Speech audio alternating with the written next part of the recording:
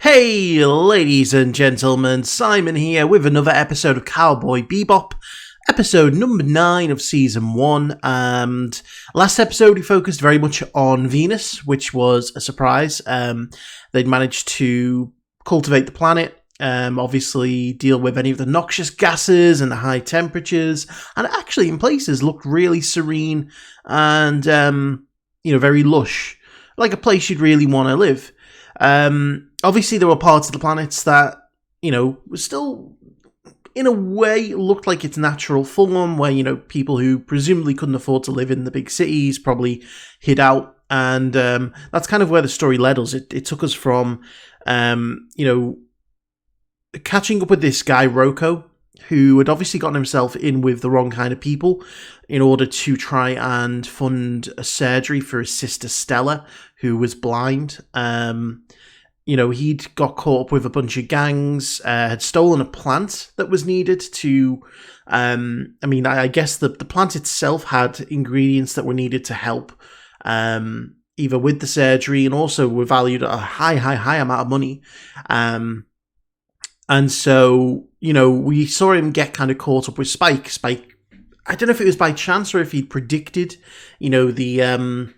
the hijacking of the ship that they were on, but afterwards we saw that Rocco really wanted Spike to train him, and Spike, it took a while, but he took a liking to him, and unfortunately, whilst Rocco did end up dying in Crossfire, he was a good guy. He tried to warn Spike, that it was a trap that he was walking into, and Spike vice versa again showed that he was a good guy by taking the seeds of the plant to his sister so that she could get the surgery.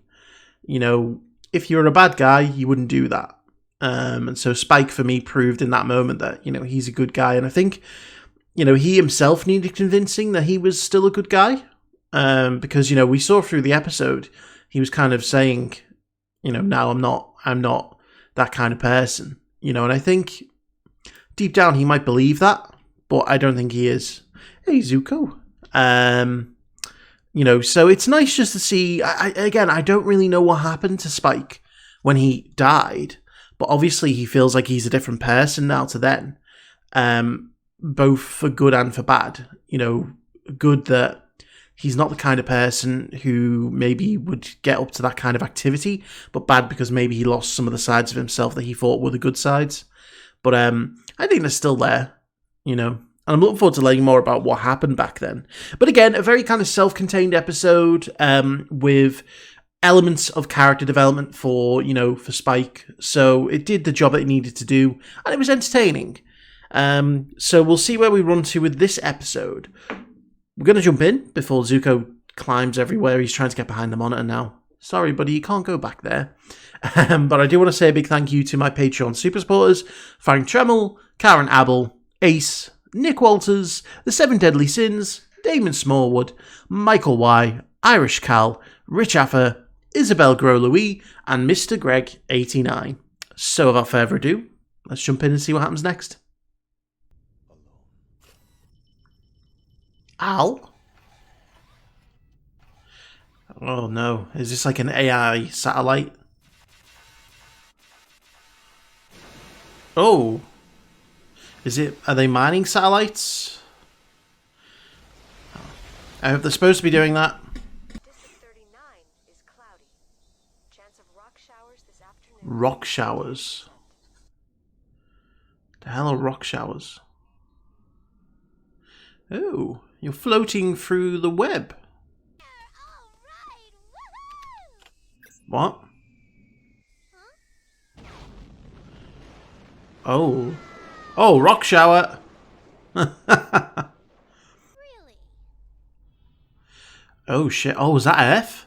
Is that the moon? More on today's top news story, the mysterious land carvings that have appeared suddenly in the off-limits area formerly known as South America. For a Yeah. in-depth analysis. Oh shit, what happened to Earth? Supernatural. Me, Yuri Kellerman, of course. So Yuri. Yuri Kellerman. Land carvings. What can't I tell you about them? Is that supposed to be a rip on Yuri Geller? Message, a secret message from beyond. Idea the hacker's mind. Once again, the government government is hiding things from us. You mean there's some secret cult? Exactly. I've been trying to unmask Yeah, them. Earth is surrounded by Got them.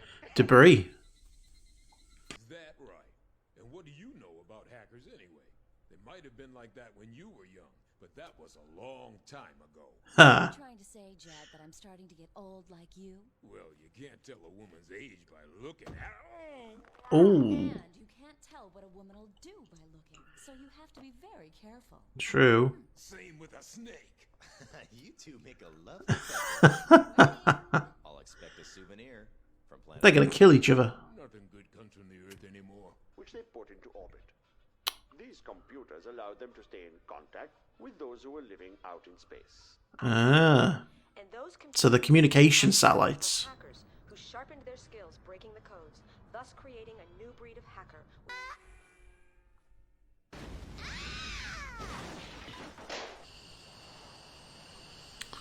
Right. Oh shit, they're onto him. Her. Radical Edward! Radical Edward. The police! There's no one in there! Ever heard of a hacker?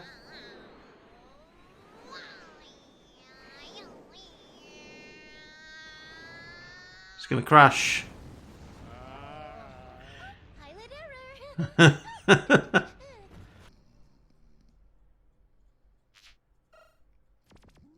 Oh no. It's getting hacked into. Ein, do something.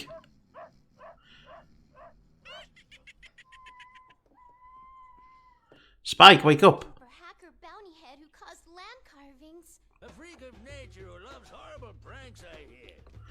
Right. Audrey, my girlfriend, told me all about Edward. He's a drag queen at one of those A drag queen. A super bad hacker. You must mean Radical Edward. He's an alien. That's Well. what I heard. He's very popular. You don't know? They're Piocos. They're famous here on Earth. Piocos? What's a Pioco? Satellite that got hacked into. Tell me where you are. Ed wants those coordinates. Oh, was it not Ed? What's this? Ed's got the right satellite. Yeah. There hasn't been any contact from Earth at all. It's AI. Only relays from other satellite transmitters. Let's see. I know. What if I call you MPU? Why? It's like CPU. MPU. Ah, Ed is short for Edward Wong Hao Pepelutivrutsky the Fourth. Hey, Radical Edward's profile. He's a 7-foot-tall ex-basketball pro, Hindu guru, green alien. Okay, yeah, so he's just taking all the information from everyone. so why'd you make me long, long ago, long before the Gate disaster, Earth was a beautiful planet where people lived in the hills and valleys, by the rivers, lakes, and seas. What's MPU? A friend of Edward's. What are you saying? That you know Edward? Because Edward is Edward.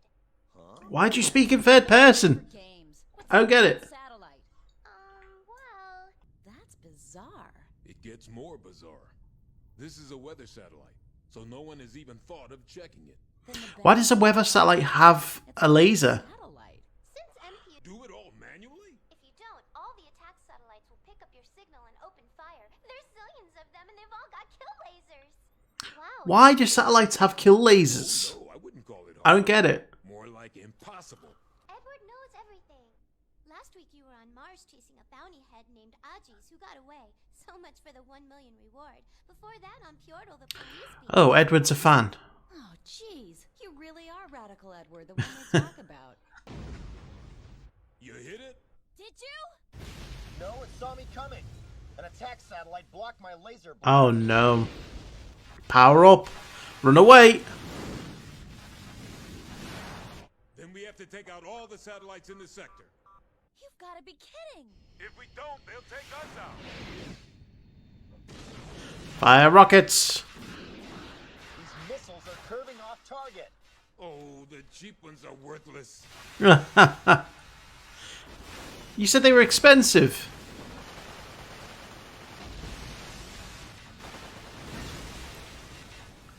All right. Oh shit. Oh no. He's been hit. But he's there. Ed, we meet again. They have a bounty out on you. Bounty? Yes. Oh. We'll just make a copy of you. Then we'll let them catch the copy and you'll be safe. But then there's 2 You MPUs. must be lonely out there, MPU. Oh. And so, we have a strange ending to a strange case. The criminal was This was a strange... satellite disguised as a weather satellite. Right, it was a spy satellite. To the Earth's surface, according to archives recovered from the period. I'm down here! Hurry up! Hurry! Promise! Let's go! Come on! Ed is a very strange child. Something about a promise? Some promises are made to be broken, in fact. Most of them are. Now come on, lift off! No. Oh, poor Ed. Don't crash the Bebop.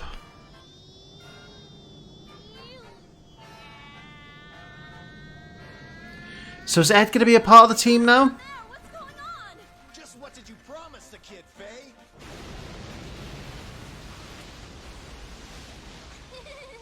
She promised Ed that Ed could become a real member of Bebop. Oh no. Ed's here to stay. Though there is some controversy regarding the state of computers as life forms, legal precedent is clear. Biological Precedent. rejects the assertion. Wow, just... Yeah, layman's terms. News. They won't pay no bounty on no computer, no how. Oh, because it's not a person. Oh, God. Jet, do you Oh, well. that there are 3 things that I Another one bites the dust. Really? Kids, dogs. and women with attitudes. Okay. So tell me, Jet, why do Oh, there's a smiley face in South America. our ship? And once again, we get no bounty. So the crew of the Bebop increases again. We're now up to 5 crew members, technically 4 human crew members. But I like to count Ein as, you know, a valid member of the crew because he's a data dog and he's valid. So again, another very, very strange episode. This was like very left field, you know. I like the fact that we went CF for the first time. You know, we got to see the results of the gate accident. That must have been some accident. I'm guessing that the resulting explosion destroyed the moon, and the moon's debris rained down on Earth. And, you know, that's what the rock showers are now, is the floating debris in the Earth orbit crashing down and, you know, smashing into whatever is down there, because there doesn't look like there's much habitable space on the surface of the planet. And as they said, people live underground. So, you know, it's a shame because, you know, Earth is Earth. But I'm surprised they haven't tried any kind of a cleanup operation, you know, for the type of technology they have where they can settle on Venus. You know, you'd think they'd be able to pick out the debris from around Earth. And I mean, to be honest as well, you'd have thought that with the moon being destroyed, it would cause all kinds of chaos with, like, you know, the tides and, you know, the sort of gravitational aspect of, you know, what happens on Earth because of the moon. So, you know, it's just a shame.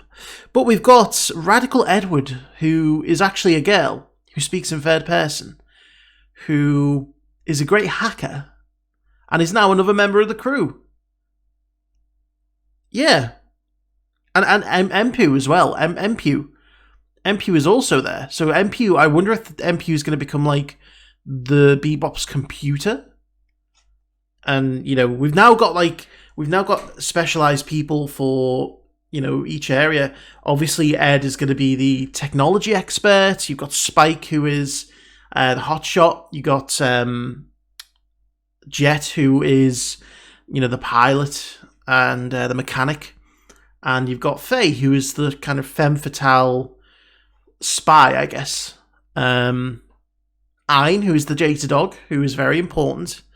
And you'll have MPU as the computer. So yeah, we're building up quite a crew now. But an interesting story, a spy satellite disguised as a weather satellite that activated because it didn't receive any orders, and it used its lasers to mine the crop circles and all of the different large artworks that you see from... I don't know if many of them are visible from space, but then again, the satellite might have like a zoom capability that it can see, some of the different carvings on the Earth that used to exist. But, it makes you wonder, what kind of nefarious purpose did that satellite have with a laser that powerful? At first, I thought it was a mining satellite, which would make sense, Technology should get to the point where you can use lasers from space to mine mountains and, the like.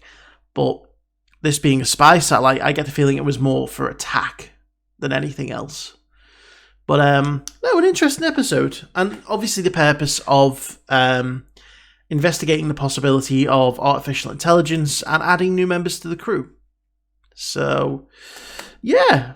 Anyway, I hope you enjoyed that, ladies and gentlemen. Thank you very much for watching, and I will see you for the next one.